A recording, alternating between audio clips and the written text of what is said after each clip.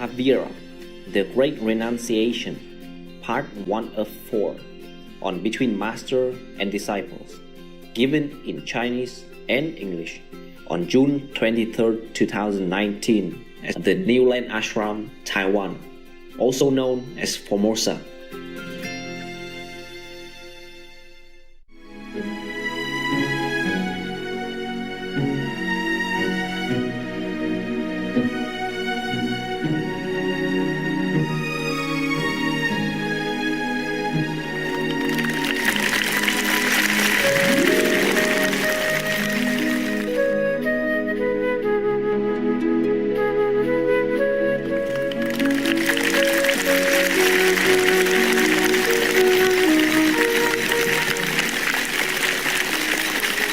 Hello.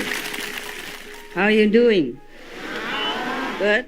Yes. Are you ready to be ascetic? No. Last night, I went to have a little meeting with the God, and they told me, we should go kitchen. So, okay, we went to the kitchen. My, what an ascetic life. So many food. I keep giving away, and then keep coming more all the time. That kind of asceticism, huh? I think that God was trying to tempt me, see if I can resist all this beautiful food. I told him I can't. And he knew it already. I said, what's the problem with you? You know I cannot. So why bother asking me, huh? Okay, let's go to the great master who could do the asceticism for us. Huh? I'm telling you, not every master has to be an ascetic.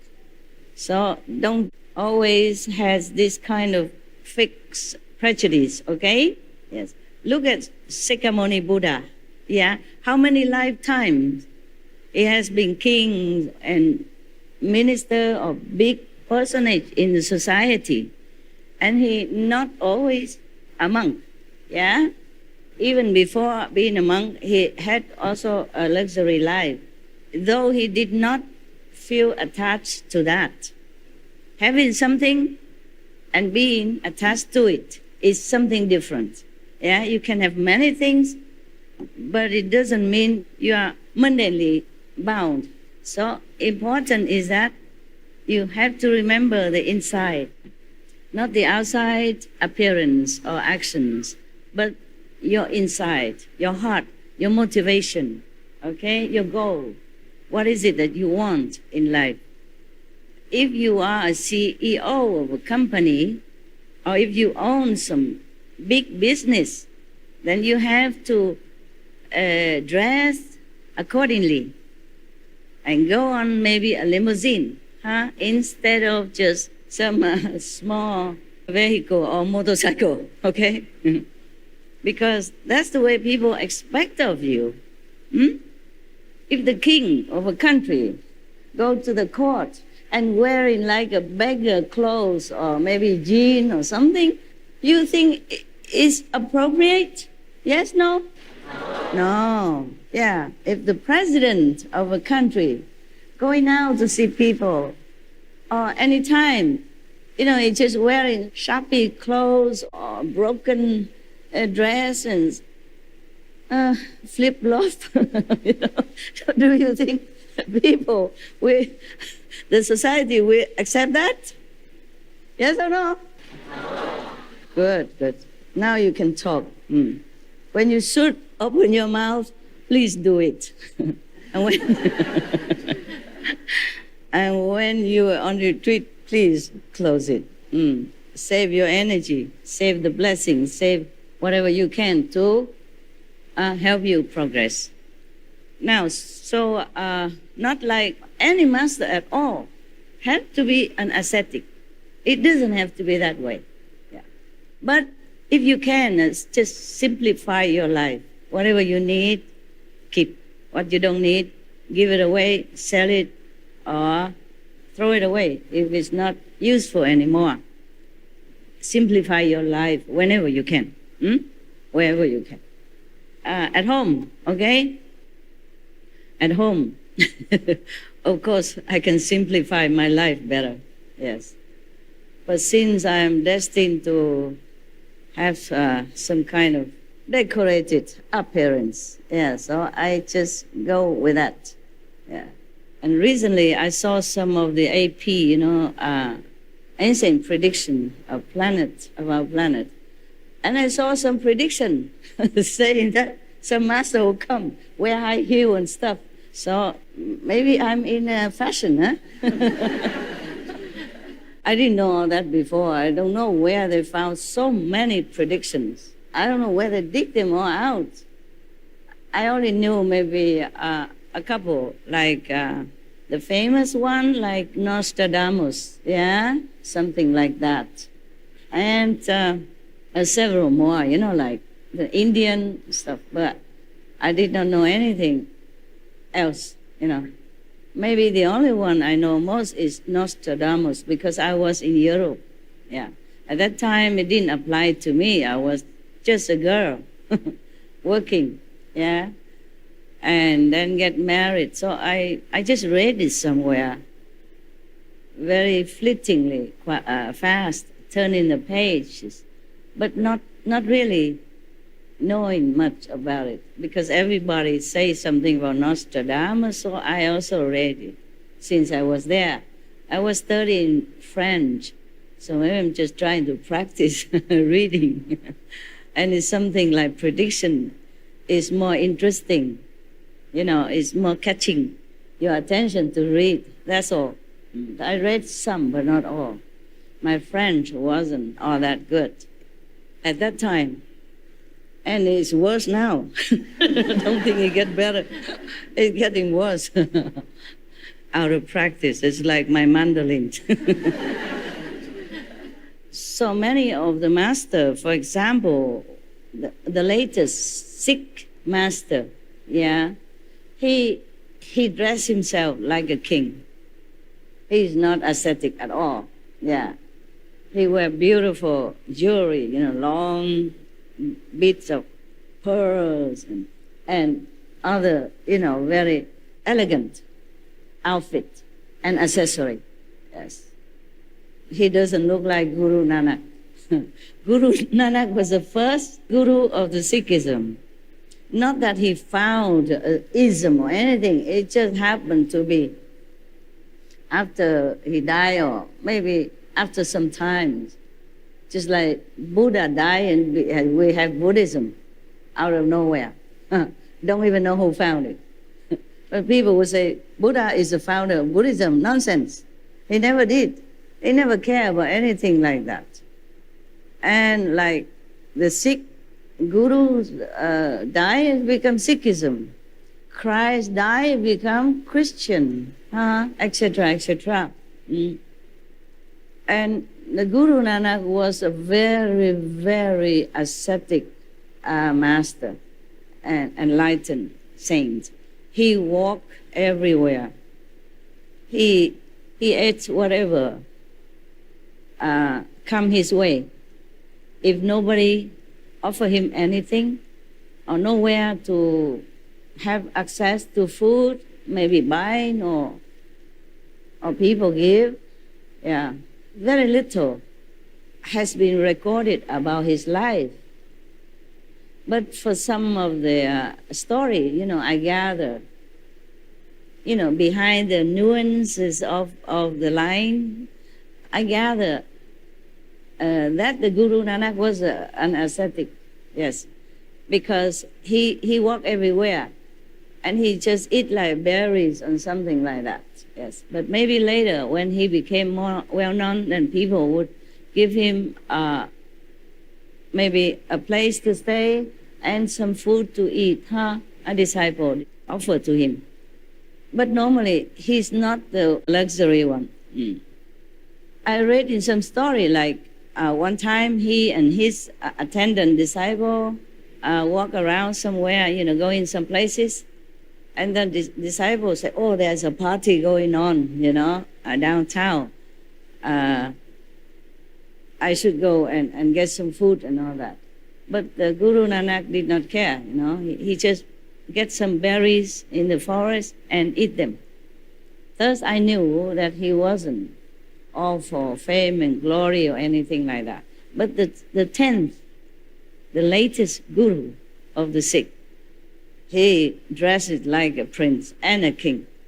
Very beautiful, very luxurious, yes, and very dignified. Just like a royalty, you know. And some of the other master or teacher like Kuan Yin Bodhisattva, I don't think she's an ascetic though. She wears beautiful clothes, yeah?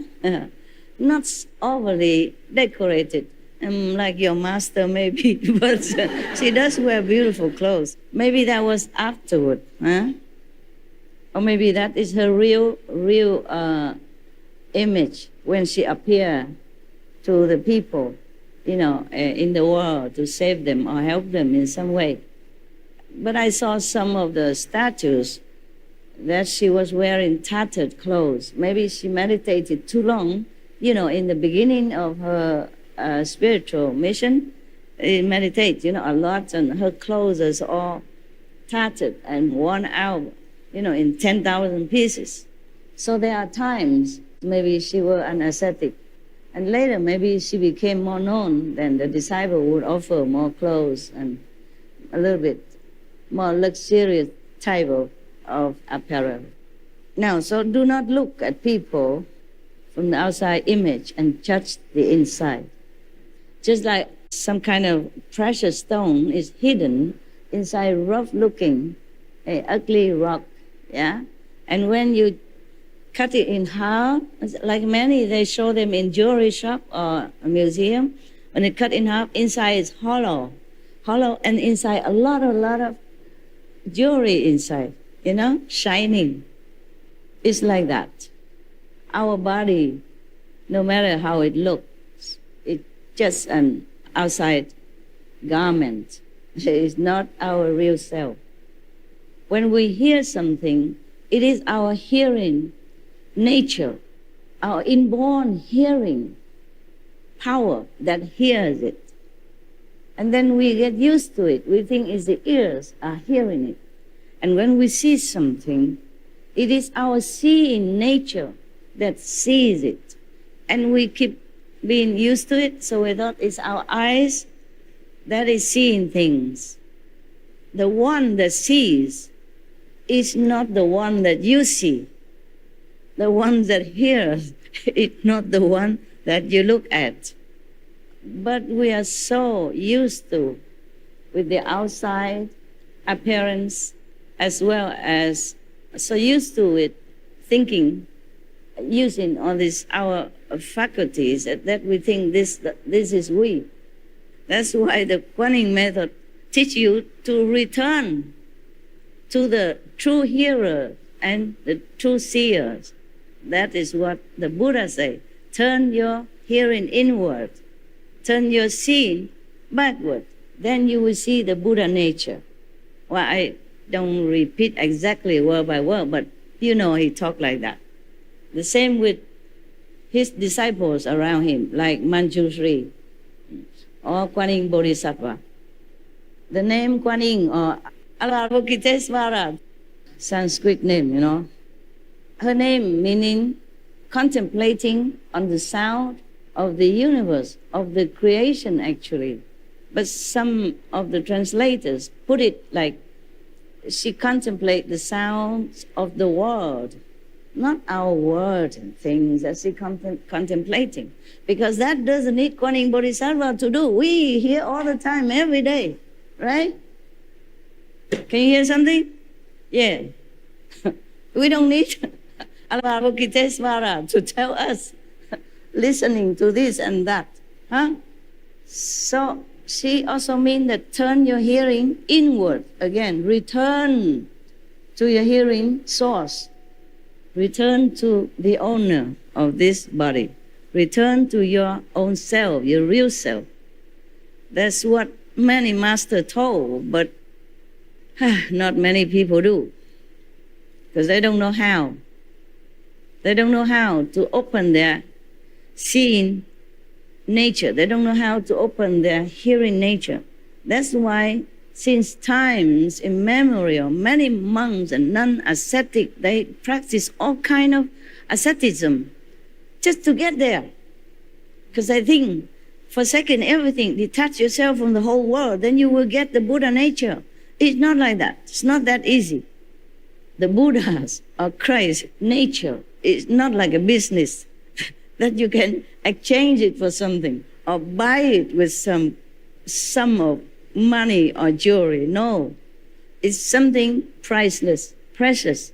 We must find it by a very special, precious way. How many ascetics, renunciates people has been forsaking everything, wife, kids, kingdom, wealth, even don't eat or eat only very sparingly or once a day and don't get nothing. One of the high monks told some of the monks in some of the temple, because they were sitting in meditation, and the master asked, "What are you guys doing?" Say, "We are trying to meditate to get enlightenment." So the Zen monk, he take a piece of stone or brick, and he keep firing it on the floor. And the monks ask him, "What are you doing?" He said, "I'm trying to make a mirror out of this stone." And the monk say, "How can you make a mirror out of this rough and, useless stone?" And the monk say, "How can you get enlightenment sitting there, idling, for nothing, useless? You can sit until thousands of years and all the world come and go and things are reborn and destroyed. You will never get anything if you don't get it right."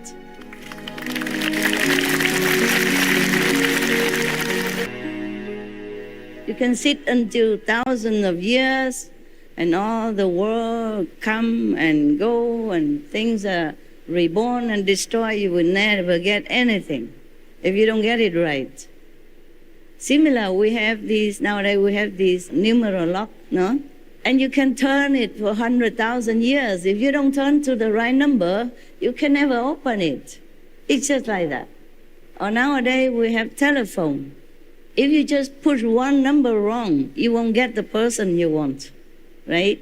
Or email, or whatever, you name it. Or television, radio, you have to turn to the right frequency.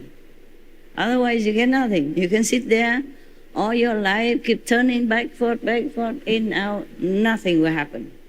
There's only one way to do things is the right way. There's only one way, the correct way. And the Kuan Yin method is the correct way to get enlightenment. I mean the real one, the ultimate one, and the right one. Buddha said that, huh? Don't think I try to convince you. Yeah. All the masters say the same thing. If you have time to study all the scriptures here and there, they mention like that. But only after you practice Kuan Yin method, then you would understand. And the same like when they translate like Kuan Yin Bodhisattva contemplates on the sound of the world. Actually, on the sound of the creation. The world is creation, of course. But not the created sounds like the bird chippings or the waves of the ocean, even though it mentioned in even Lotus Sutra that Kuan Yin Bodhisattva contemplates. She has inside her or him this wondrous sound, like the sound of the water, the sound of the tidal waves, the sound of etc., etc. In the Bible, mention the same thing. One of the saints ascended to heaven and hear the sound of thunder or something like that. So these we, Kuan Yin practitioner, would understand perfectly clear. But if nobody points it out to you, and if you have no experience about it, you would also not understand. Many Zen stories saying that one monk, he was meditating and then suddenly he heard a very loud, big sound, That's after many years of practicing. Yeah, suddenly here one time. Maybe never hear it again. Because it's just like a coincidence that he heard it. Not like he knows the way to practice so that he can hear it every day. The more we hear this teaching, inner teaching, or our own true nature, the more we understand many things. Yes. The more we will feel free. The more we feel that we are nearer to Buddhahood or nearer to heaven, or maybe already with heaven, with God, one with God. That's the only way. Up to now, I practiced this many ways as well before Kuan Yin method. I do breathing, I do Hatha Yoga, I do pranayama. It's similar to breathing, yeah, okay, etc., etc. Some monks in India, I'm not sure if they do it in Taiwan or China or other country or not, but in India, oh, they practice so many things that you have no idea that the human are capable of doing that. Sitting on the nails, the bed is nothing yet. Standing on one leg forever is nothing yet. Hanging your hair on the tree just so that you don't ever fall asleep or fall down, that's nothing yet. You know, like sometimes they put a long, small, thin piece of cotton, long, very, very long. They put it through the nose and go all the way down to their stomach. The whole thing, huh? I don't know how long, just maybe more than a meter at least. Even for me, it's just 10 centimeters, it's already suffering. I won't do it. And they do that, all kind of things. Bathe in freezing water, it's another thing. You know, in the Ganges, freezing water. Well, that I did. I thought maybe to clean my karma. But they do that all the time. And soaking themselves in there until they become even like an ice cube. Or burning under the Indian high summer sun with the fire around it as well. And the summer sun in India, some place that can burn your skin.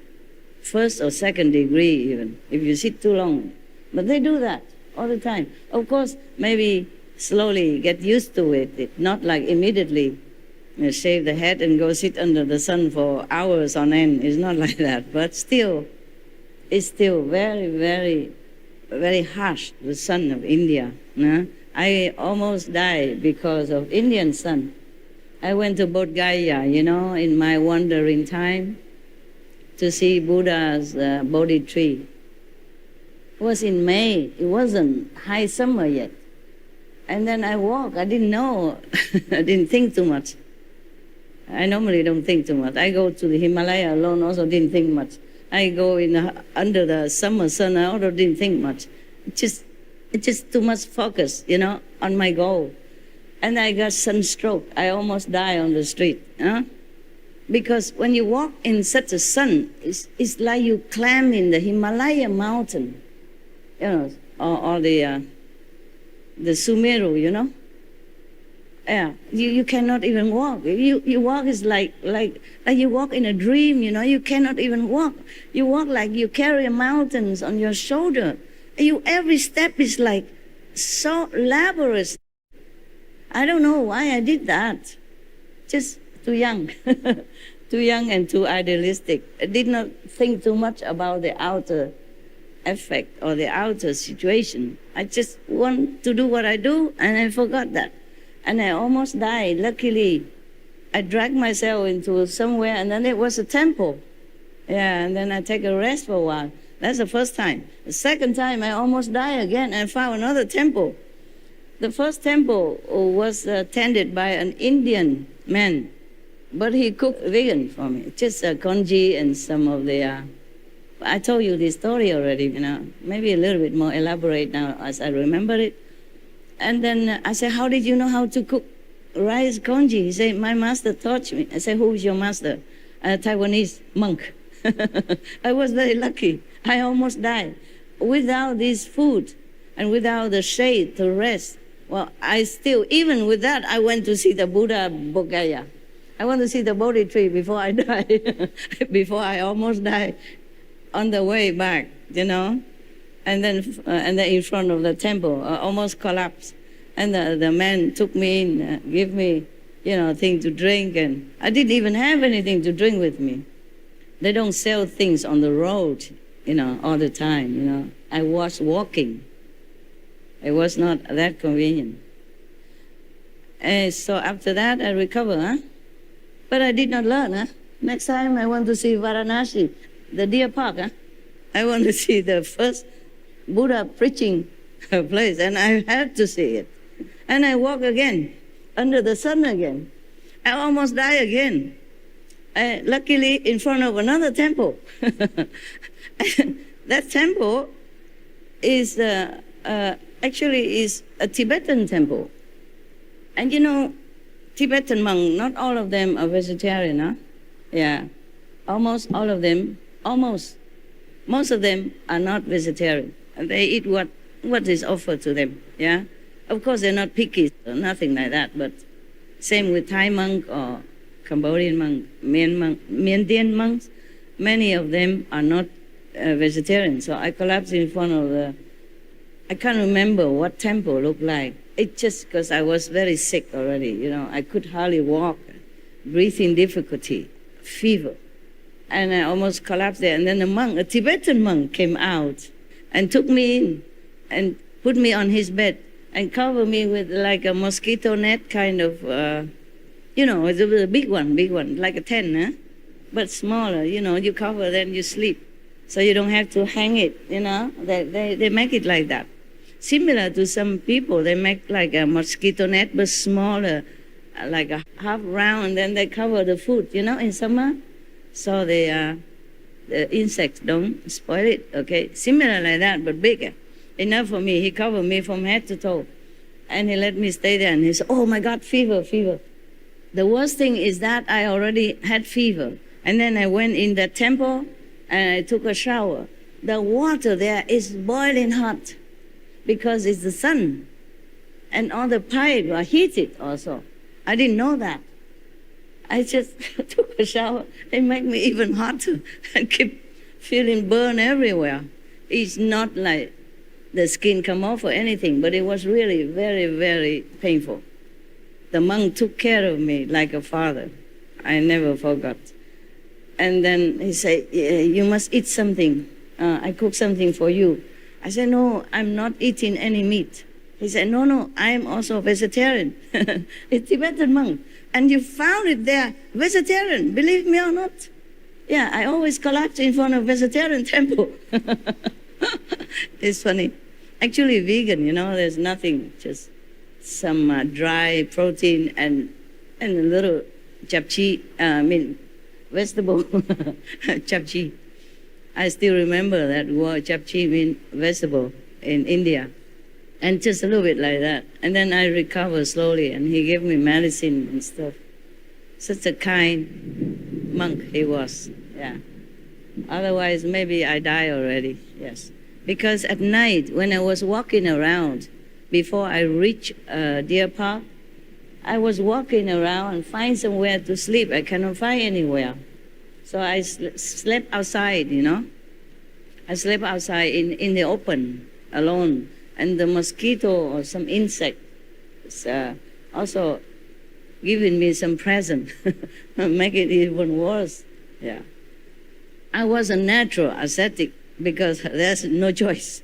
Drinking Ganges River, when on the higher side of the river there was some leprosy people living there, and nothing happened to me.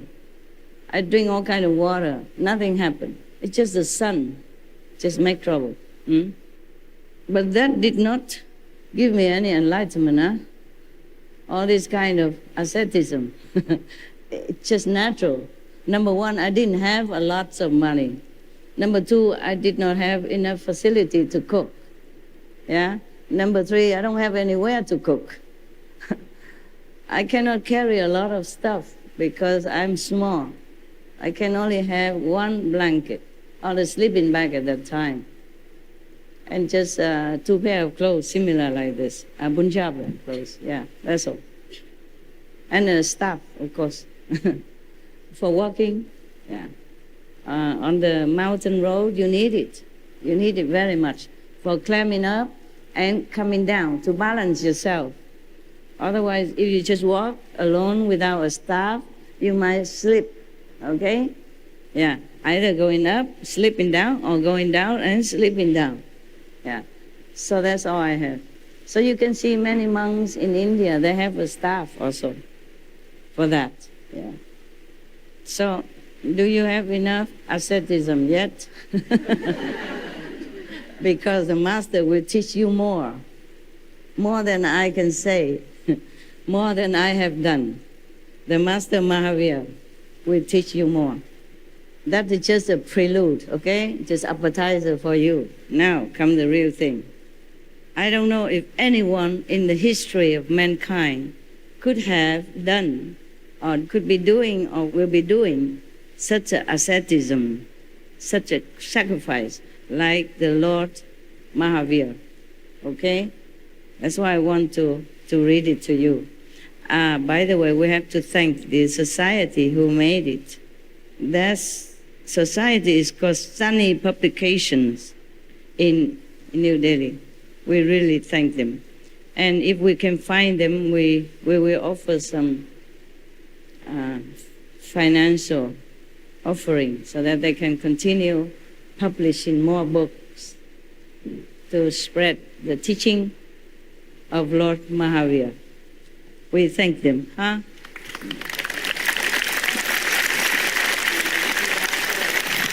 And may God bless them limitlessly. Okay, now it is the great renunciation.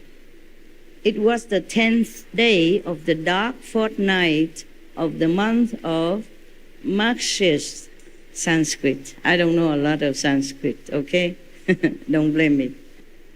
I went there for enlightenment. I didn't went there for Sanskrit. I did learn some, but you know, you learn here and you return it in India, throw it in the Ganges River already. If it wasn't for you, I don't even need to read anything anymore. It's just like a kindergarten teacher, you know, she already over it, she has to read everything. She has children's story book and stuff for her students. Prince Vardhaman had observed a ritual fast for 2 days. A palanquin named Chandrabrab was prepared for his great renunciation. Sometime in the afternoon, Vardhaman came out of the palace and climbed into the palanquin, you know, small coach, you know, that people carry another person on it now in a long time. Some rich people or royalty, they go on palanquin, they don't walk. Me also, I don't walk with this type of shoes. I walk a little bit. The procession with the palanquin proceeded to Chanatkan Garden in the northeast of Kshatriya Kund. The palanquin was placed near an Ashok tree. Ashok tree has nothing to do with the King Ashok, okay? One of the most ardent devotee of Buddhism, and he was credited of spreading Buddhism everywhere. As Ashok, King Ashok is different. I don't think this tree belonged to King Ashok. It's just the name of it. Fancy a king has a name like a tree. Vardhaman got down from the palanquin. Thousands of eyes were staring at the prince. His golden body was adorned with a beautiful dress and scintillating ornaments. The next moment, he had removed all the ornaments and his dress as well. Nothing left on his body anymore. The only cover on his body was a piece of cloth resting on his shoulders and provided by Indra. Indra offered him this dress. The god Indra, the rain god, the one that is making something dropping on our roof right now. The water drops. Thank you.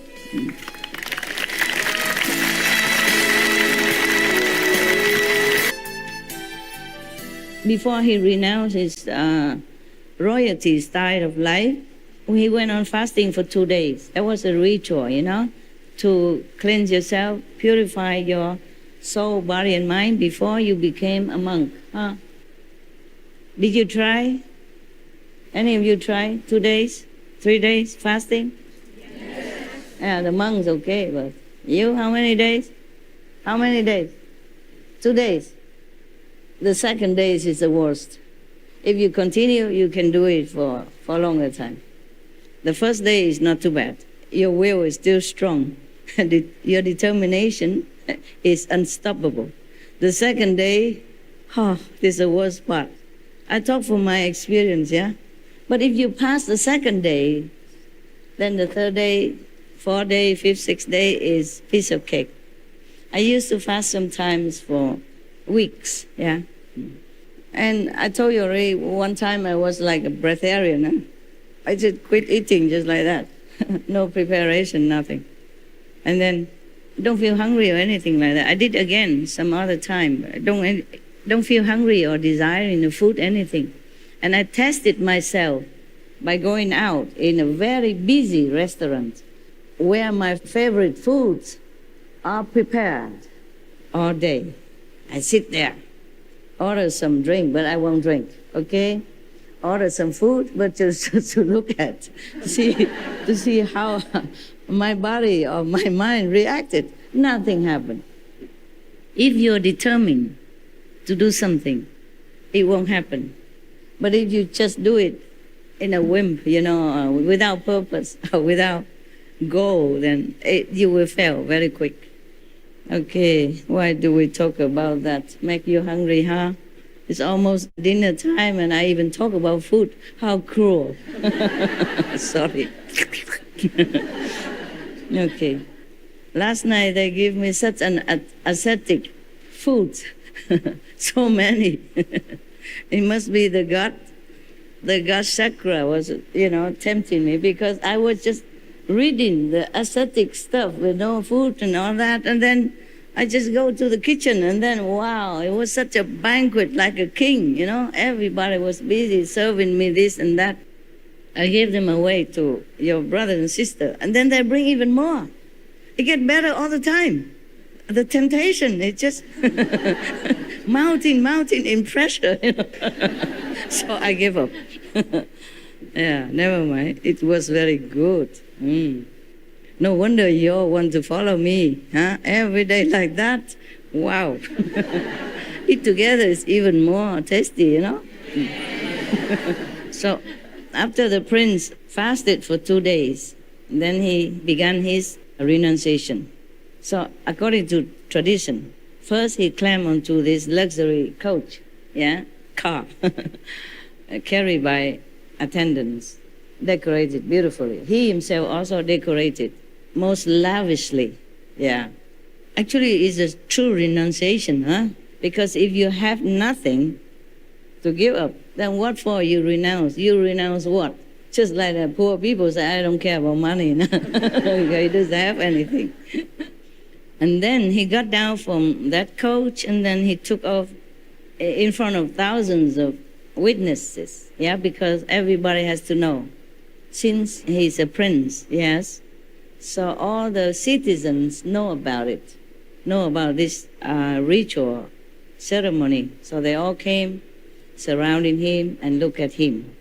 So in front of thousands of witnesses, he took off all his luxury and ornaments and even his dress.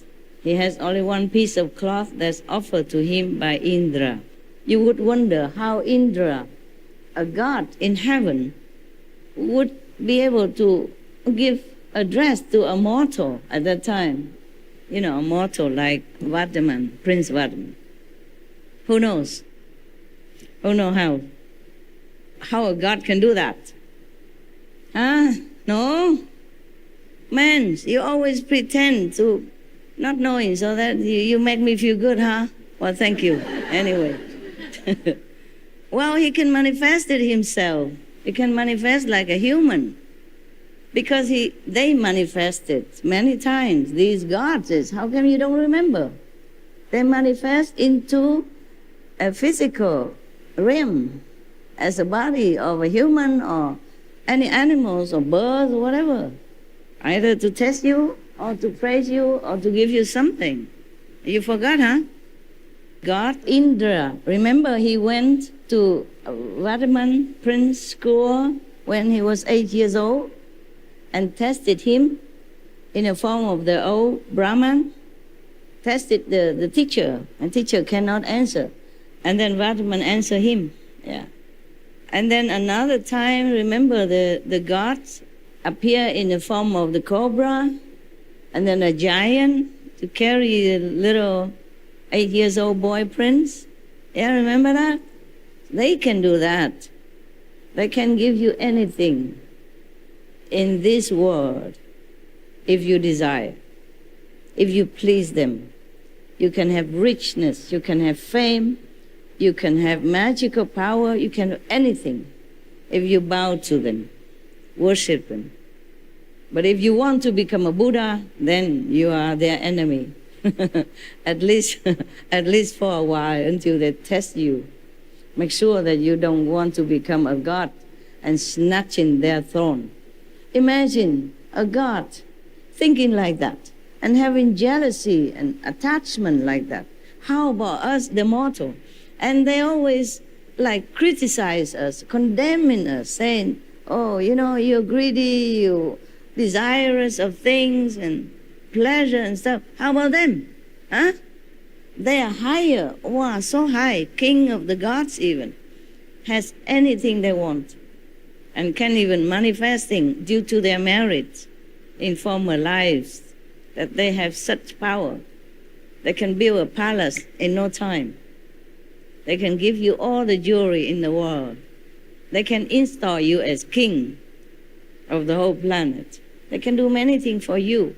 And still so envious of some poor ascetic sitting alone in a jungle, doing nothing harm to no one. Even if this ascetic wanted to be a god in heaven, through his practice, so what? Heavens are many. In my Father's house there are many mansions. Jesus said that.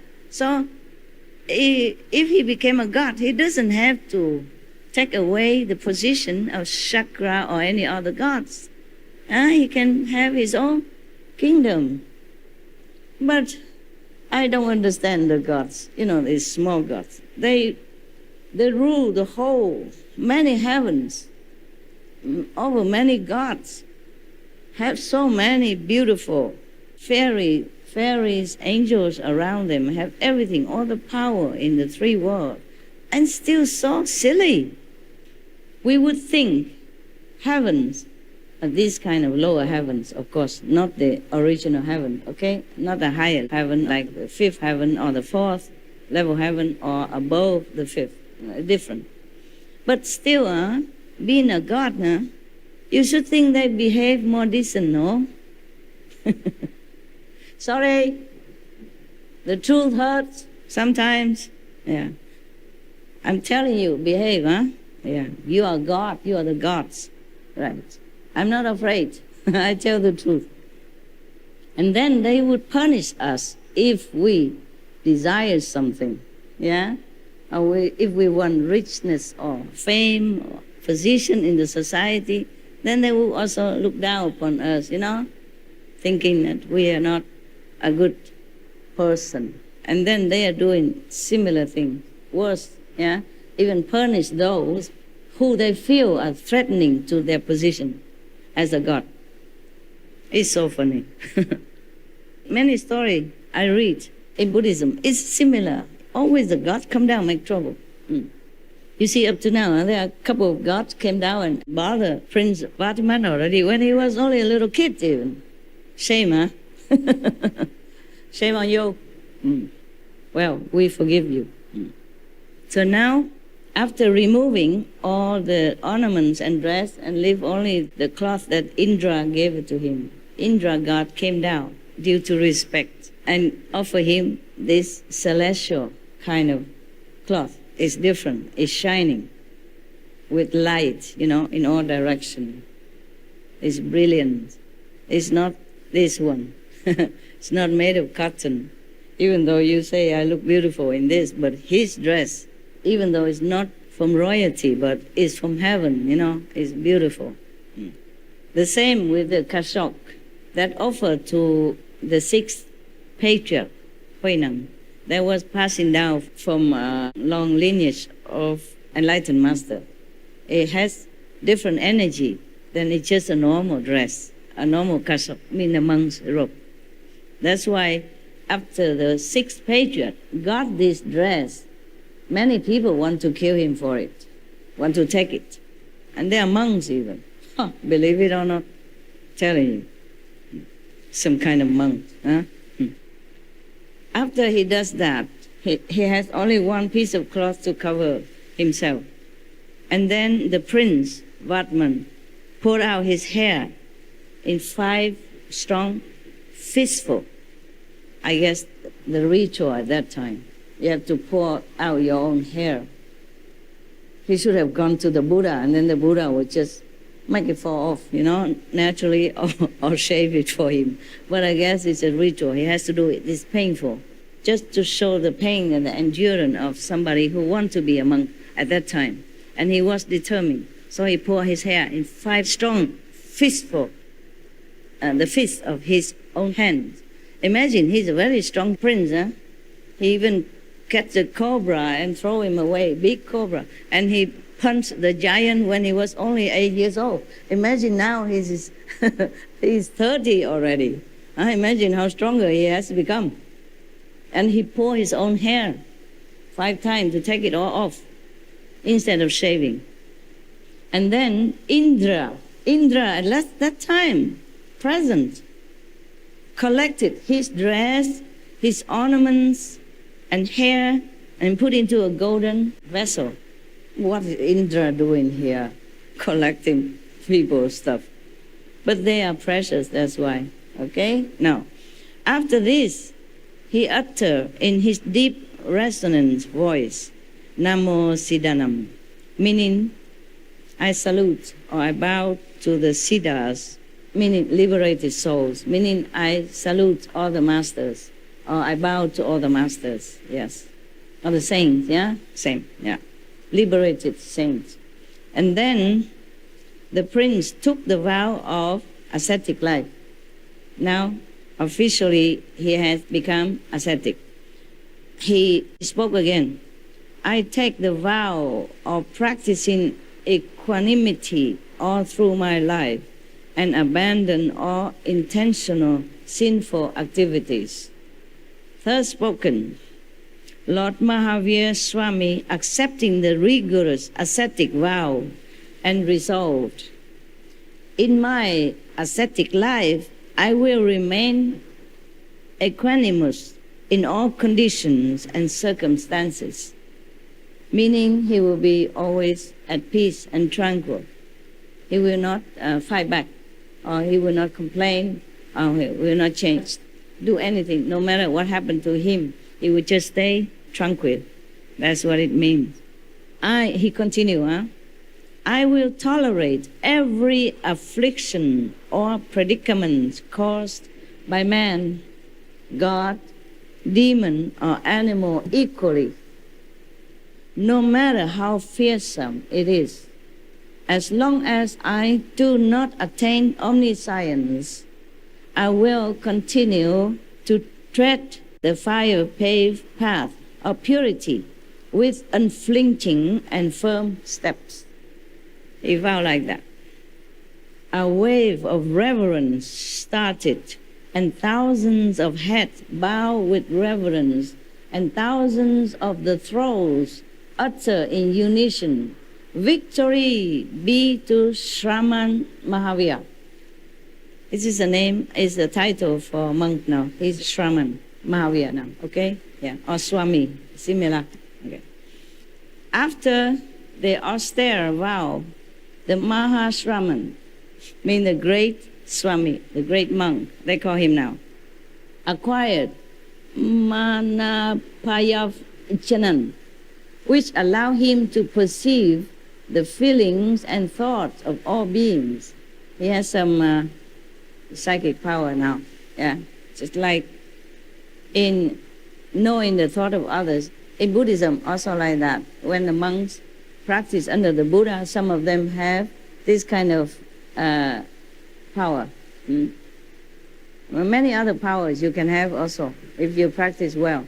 Nowadays more difficult because we are too preoccupied, too contaminated, too short of time, too short of temper, too short of patience, too short of resolve to do things like the old time. So it's okay, Kuan Yin method, slowly, step by step, go home. Yeah.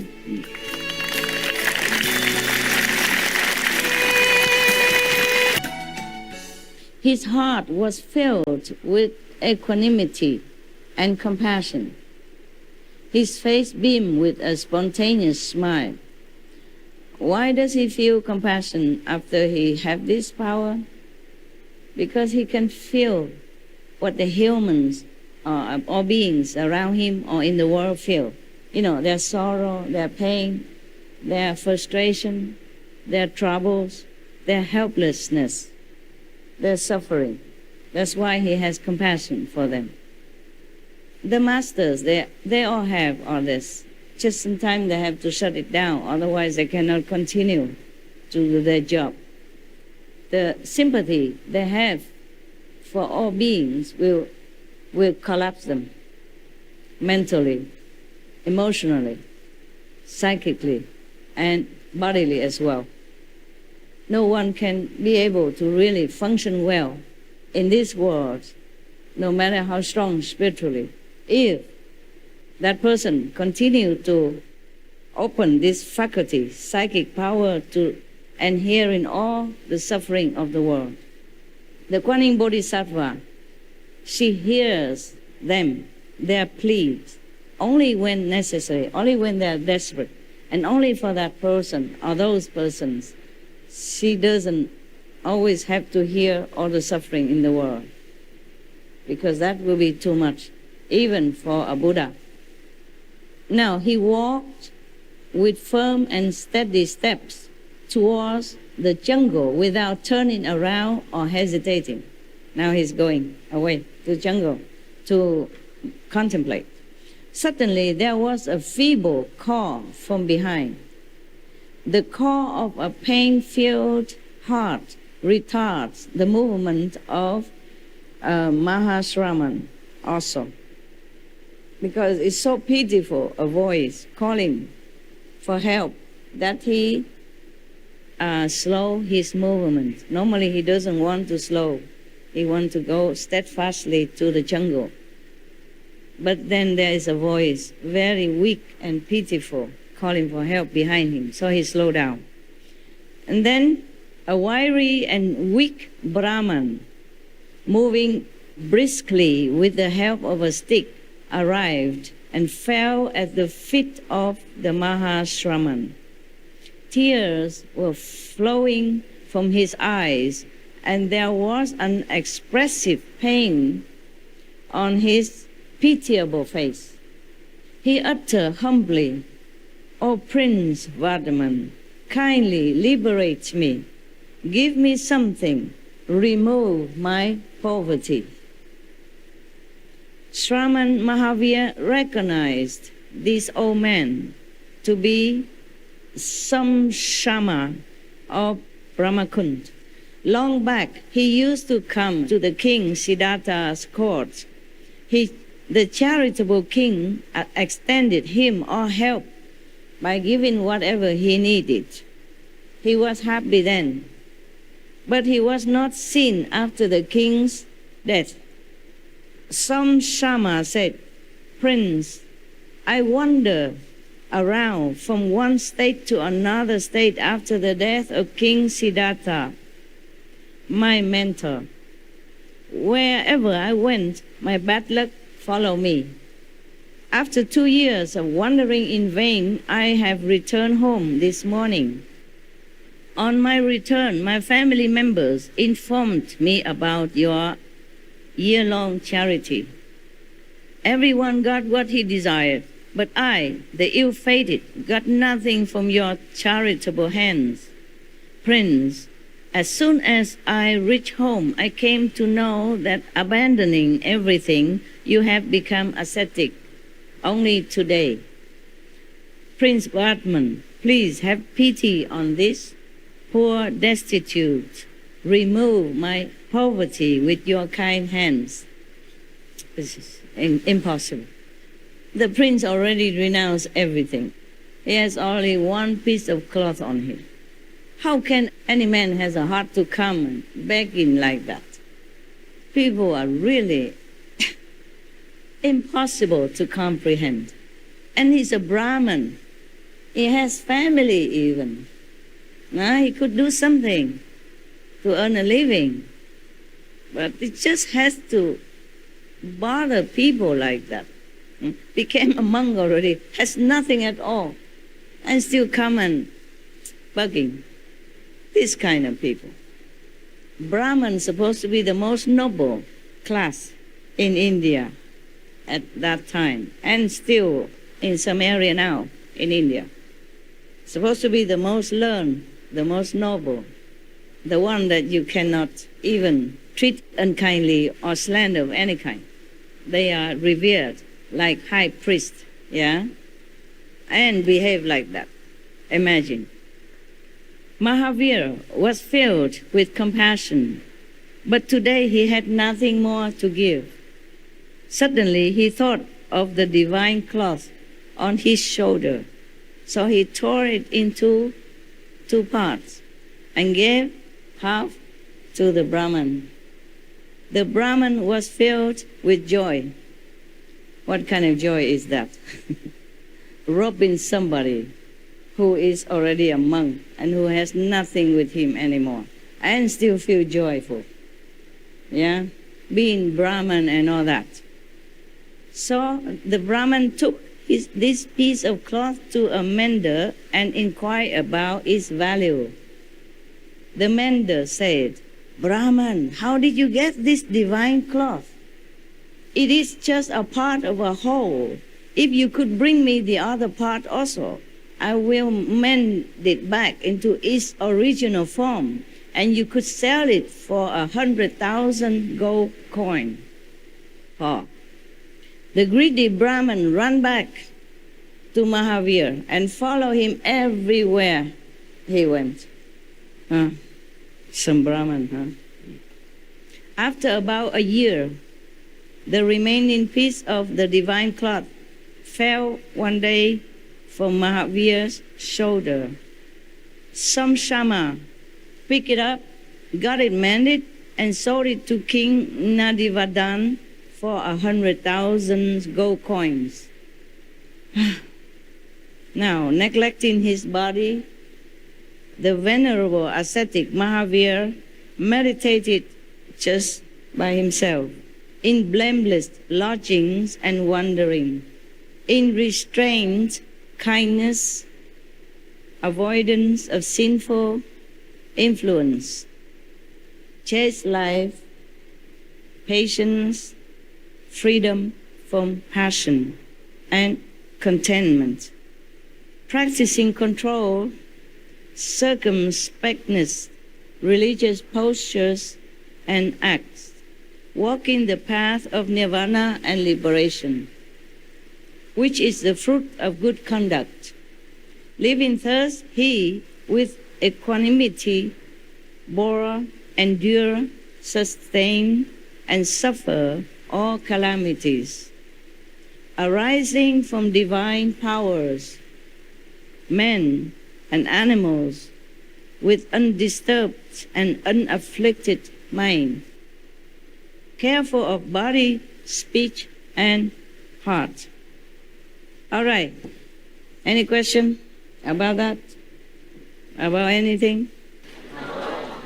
OK 哈，今天到这里为止。那去吃饭的时间啊，要回家。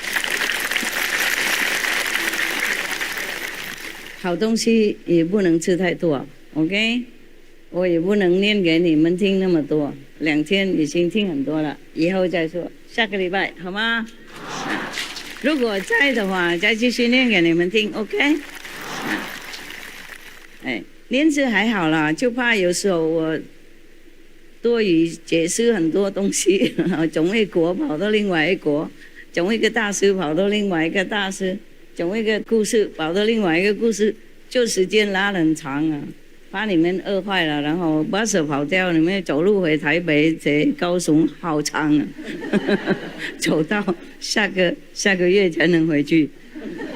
OK， 从这边跑到高雄应该多久时间啊？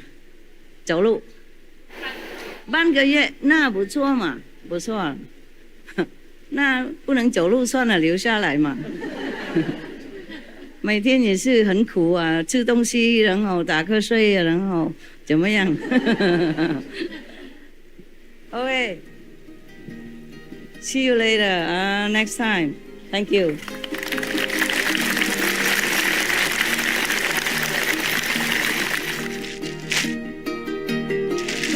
来，好了。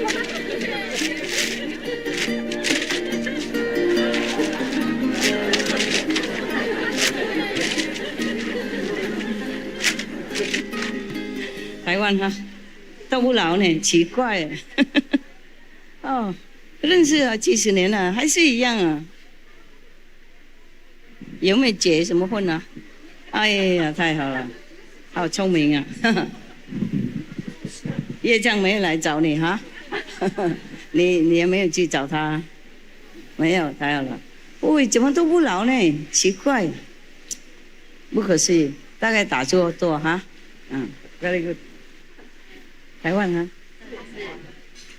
哇哦，你们蛮认真哦，对你们很骄傲。对不起了，没有对你们什么特别的，就看多几眼而已，好吗？我们是族人啊，不能要求了，是吗？应该要送给别人的啊。我们慷慨好客，一起嘛我们一起是这样。有时候我也是这样啊，如果东西不多，我自己会送给别人了。东西不多，其实我的东西如果不够的话，我东西会给他们。印度人他们也是这样如果有人来他们的家他们没有多少，也全部贡献出来。他们认为任何人来是的上帝来，不是上帝派来的。所以他们对客人呢，跟对上帝一样，很尊重，就没东西也全部拿出来。你们知道师父讲过一个故事，是那个嘎比亚那个僧人有没有？嘎比亚大师连他太太也是想拔出来卖为了供养那些来拜访他的和尚还有那个过路的人。他们来的话是客人嘛还好太太也没有卖东西，也拿到记得故事吗？哦，不错。你们也不用这样这么过分好不好？先生太太要自己保管 OK。 他是大事不一样他做一些比较不同的事情嘛，所以让那个买卖的人比较怕。商店那个主人他很喜欢那个嘎比亚的太太，因为嘎比亚太太很漂亮，应该是这样了。然后他常常要他的太太不要，讨厌。然后就那一天嘎比亚派他太太过去那个商店要跟他借一些面粉为了回来要弄chapati嘛，因为刚好那一天很多人来拜访他，大概是徒弟或是牧羊者都有了 ，OK， 或是和尚都有，多数来都是和尚。那些印度的人和尚他们不分别你是在家人出家人，如果他知道你开悟，他就会来拜访你就对了。那么不够那个面粉弄chapati啦所以他派太太过去接一下，没钱过去要面粉哪里有然后那个商店的主人就说你留下来嘛，你跟我一个晚上的什么面粉都给你了，不用钱的那太太贼讨厌了，就跑回去，跑回去跟先生说了。先生说：“就这样子而已，你也不肯啊！啊、我带你过去。”好，他就把太太抱过去啊。下雨嘛，怕太太弄脏弄湿，怎么抱过去？抱过去说：“刚才我太太不懂事啊，对不起啦，现在她是你的，面粉给我。”哇，那个商店吓了一跳。第一，哪里有那么慷慨的先生，疯子的先生？事实上，在那个范围，他也大概知道嘎比尔是开悟的名字了，就是他太无名，没有跟着，又要他的太太，哪有这样子？隔壁邻居不好哈。不过隔壁也是把太太拿出来呀，贡献了啊，面粉还给我就好了。结果那个人吓坏了，因为隔壁这么直啊，那么真诚啊。所以他吓了一跳。第二，他们两个为什么在雨从他的家跑那边也是一段路啊？下雨这么大，两个都什么都没有，没有一滴雨在身上啊。所以他怕了，他说：“好了，不敢了，我刚开玩笑而已，哪敢啊！好，你要多少面粉，全部带走。”OK， 还好我们台湾面粉很多。不用那教哈，OK， 也不要试看看了，有时候人不那么好的啦 ，OK。印度人他们不管怎么样，无名怎么样，也知道修行的人，懂不懂？也是要尊重，也知道有这种修行人的力量，还有尊重，懂不懂？别的地方我不保证哦，不要乱吃看看哦，太太跑掉，别怪我真的哪有这种先生哈？连太太也卖掉，为了请客啦，为了请客。你们会不会跟护法嫉妒啊？不会，我需要他们那些肌肉，懂吗？因为我都是看人嘛，有时候路不平啊，有时候会跌倒，他们再扶一扶也好，有当过兵比较有那种警觉性啊，懂吗？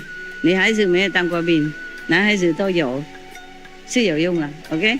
有时候我都看你们没有看路嘛，然后走路有时候不方便。Thank you 了，行。